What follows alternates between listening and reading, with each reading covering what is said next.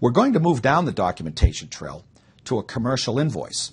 So if we look back at what may have gone on prior to this commercial invoice being generated, there would have been an exchange, sales quote, contractual agreements agreed to, contracts signed, a purchase order would have been placed. So when we talk about a commercial invoice, goods are moving. Someone's going to get a bill in the form of a commercial invoice. So we're well down not only the documentation trail, but the physical supply chain trail also. So let's have a look at some of our details. The example has changed from our previous PO. Again, we want to illustrate the global applicability of what we're talking about here. So we have a seller and a buyer, a sold to party. What's going on here? Well, we have a company called Commonwealth Traders. They're out of Shannon Island, Ireland, I should say, selling to a company in Singapore called Malay Machine Tools. We're going to get down into the body here, and we'll actually advance this invoice up, but let's focus on the upper right-hand corner for now, some important details. So there's a commercial invoice date of June 20th. There's a PO number. This goes back to what I just mentioned. The buyer, Malay Machine Tools, upon negotiating and receiving a quote or signing a contract, would have had to place a purchase order on Commonwealth Traders.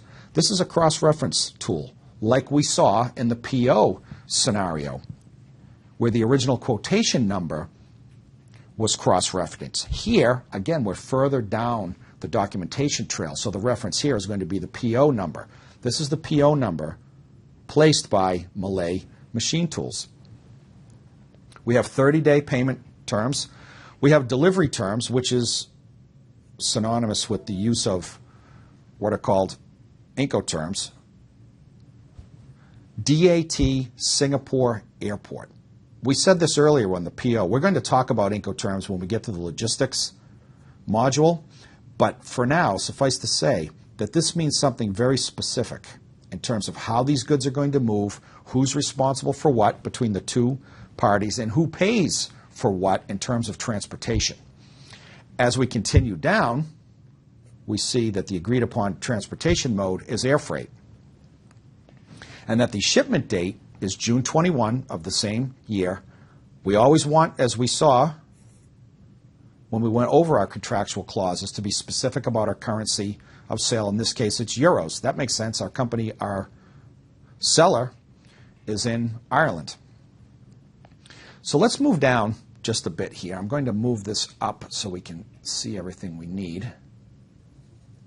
That should cover it right there. The other, what we already saw, we won't go back to.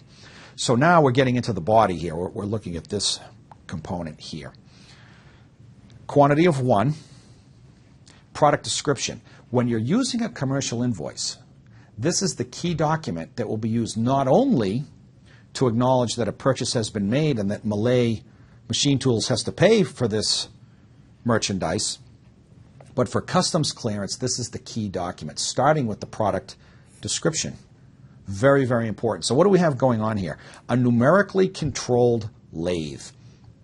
Short but succinct enough. Let's hope that the customs clearance people in Singapore, that's enough information for them to classify and clear that lathe through customs.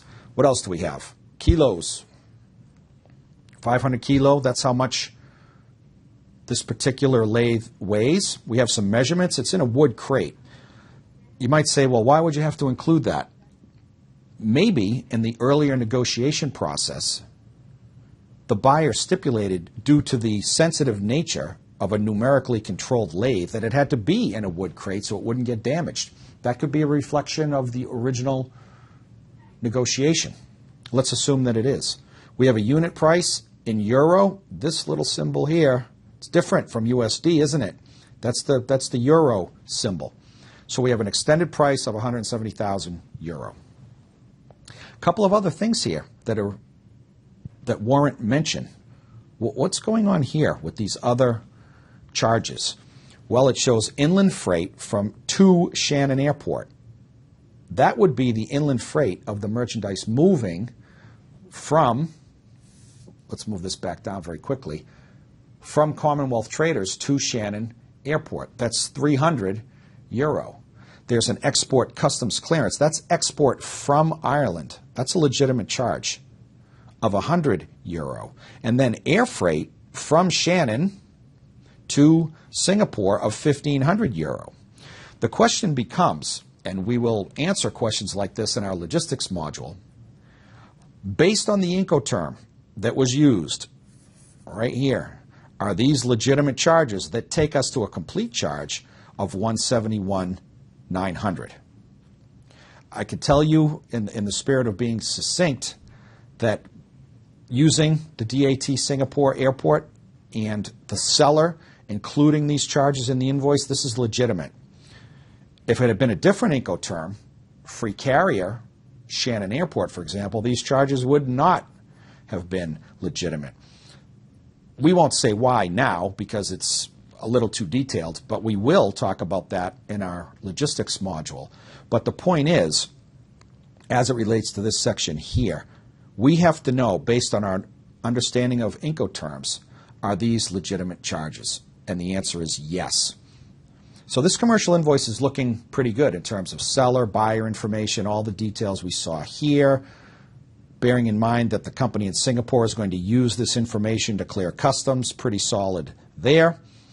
Moving down, a couple of more items just to wrap things up. 30 days from date of invoice. Not date of shipment, date of invoice. That's important. And then some statements here. An EU export license number 345, et cetera, ultimate destination Singapore, diversion contrary to EU law prohibited. This is a good practice for any exporter, certainly from the United States, is to have what's called a diversion clause. What this means here, again, without going into too much detail, this is a high-tech item that could very well have some military applications that the government of the EU doesn't want this lathe falling into the wrong hands. So they require an export license to be applied for and approved prior to shipment. That's all this means. This is a trade compliance issue, and wanted to include this in here to illustrate the importance of trade compliance, not only in this example, but others that we'll see moving forward. The United States is very keen on this type of activity, basically keeping dual-use technologies out of the hands of people that might have nefarious purposes. Dual use meaning a commercial application and perhaps a military and or terror-related application to a product. You always want to have a diversion clause no matter where you're exporting from. Ultimate destination Singapore, diversion contrary to EU law prohibited. Sign and date your invoice. So pretty solid in terms of information. If this were a real shipment, it could very much have a positive impact on how the goods are cleared through customs. And ultimately, it's a bill. Our friends in Singapore are going to have to pay €171,900, 30 days from June 20th. Let's move on.